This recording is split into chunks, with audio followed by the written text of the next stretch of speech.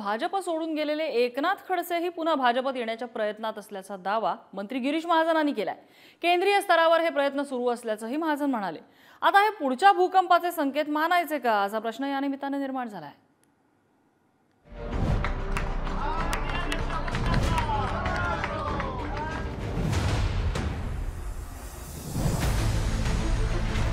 मोठे मोठे भूकंप आता निवडणुकीच्या तोंडावर आपल्याला झालेला बघायला मिळतील।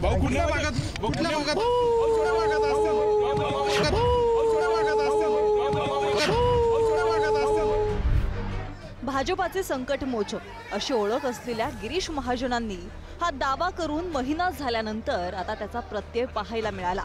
शिवसेना आणि राष्ट्रवादीतल्या बंडानंतर काँग्रेसचे माजी मुख्यमंत्री अशोक चव्हाण यांनी देखील भाजपात प्रवेश केलाय। त्यांच्यासोबत काँग्रेसमधील अनेक आमदारही भाजपासोबत येणार असल्याची चर्चा आहे।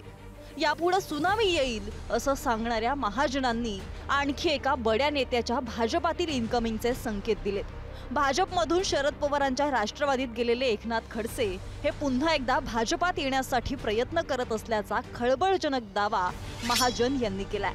केंद्रीय पातळीवर हॉटलाईनवर हे प्रयत्न सुरू असल्याचं महाजन म्हणाले। भरपूर येत आहेत पण मला त्या संदर्भामध्ये माहीत नाही। आले तर तुम्ही स्वागत करणार आहे। त्यांचे फार प्रयत्न चाललेले आहेत अगदी जोर लावून असं मला कळतंय। दिल्लीकडूनही कळलं, मला राज्याकडूनही कळतं आहे, पण मला या बाबतीमध्ये अजून काही विचारणा झालेली नाही। जर मला विचारायचं म्हटलं तर मला अजून कोणी विचारलेलं नाही त्यांना काय घ्यायचं नाही घ्यायचं। मी छोटा कार्यकर्ता आहे, वरतून जर त्यांची काही लाईन असेल हॉटलाईन तर त्यांनी लावावी, चांगलं आहे। वरतून जर सिग्नल मिळाला तर। महाजनांच्या या वक्तव्यानं एकनाथ खडसे पुन्हा एकदा चर्चेत आलेत। उत्तर महाराष्ट्रातील भाजपचे बडे नेते असलेले खडसे यांनी पक्षात अन्याय झाल्याचा आरोप करत 23 ऑक्टोबर 2020 मध्ये शरद पवारांच्या राष्ट्रवादीत प्रवेश केला। मात्र एकनाथ खडसे यांनी कमळाची साथ का सोडली? 1989 पासून एकनाथ खडसे भाजपासोबत होते। 1995 मध्ये युती सरकारमध्ये पाटबंधारे मंत्री होते। 2009 साली विरोधी पक्षनेतेपदी निवड झाली। 2014च्या निवडणुकांपूर्वी एकनाथ खडसे भाजपातील बडे नेते होते। शिवसेनेसोबत युती तोडण्याची घोषणा एकनाथ खडसेंनी केली। 2014 विधानसभेत भाजपच्या यशानंतर देवेंद्र फडणवीस मुख्यमंत्री झाले। एकनाथ खडसेंना मुख्यमंत्रीपदाची संधी न मिळाल्यानं नाराजी पसरली। फडणवीसांच्या मंत्रिमंडळात महसूल मंत्री असताना भोसरी भूखंड घोटाळ्याचे खडसेंवर आरोप। 2016 साली भूखंड घोटाळ्याच्या आरोपांनंतर खडसेंना मंत्रिपदाचा राजीनामा द्यावा लागला। 2019 विधानसभा निवडणुकीत पंकजा मुंडे, विनोद तावडे, बावनकुळे यांच्यासह खडसेंनाही उमेदवारी नाकारली।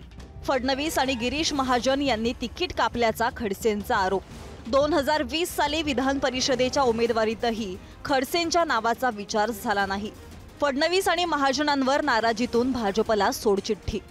मात्र राष्ट्रवादीत आल्यानंतरही एकनाथ खडसे यांच्या वाट्याला फारसं यश आलं नाही। एकनाथ खडसे यांना राष्ट्रवादीत काय मिळालं? खडसेंनी प्रवेश केला तेव्हा राज्यात महाविकास आघाडीचं सरकार होतं। एकनाथ खडसेंना मविया सरकारमध्ये मंत्रिपद मिळालं नाही। उद्धव ठाकरेंच्या 12 राज्यपाल नियुक्त आमदारांच्या यादीत खडसेंचं नाव। 12 नावांची यादी राज्यपालांनी मंजूरच केली नाही। 2022 साली खडसे विधान परिषदेचे आमदार झाले। मात्र त्याच दिवशी एकनाथ शिंदेंचं बंड झालं। राज्यात महायुतीचं सरकार आल्यानं खडसे पुन्हा सत्तेबाहेर। या सगळ्यात रावेर लोकसभा मतदारसंघातून त्यांची सून रक्षा खडसे यांना पुन्हा एकदा भाजपची उमेदवारी मिळणार का असा प्रश्नही खडसेंसमोर आहे।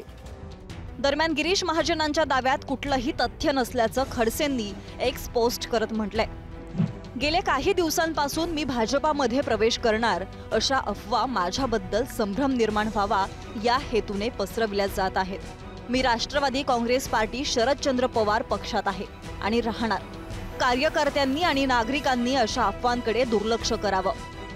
खडसेंनी ही चर्चा तूर्त थांबवली असली तरी देखील येत्या काळात राजकारणात काय घडेल हे सांगता येणं ही सध्याची स्थिती पाहता तरी अवघड दिसतंय। सचिन गोसावी, पुढारी न्यूज, जळगाव।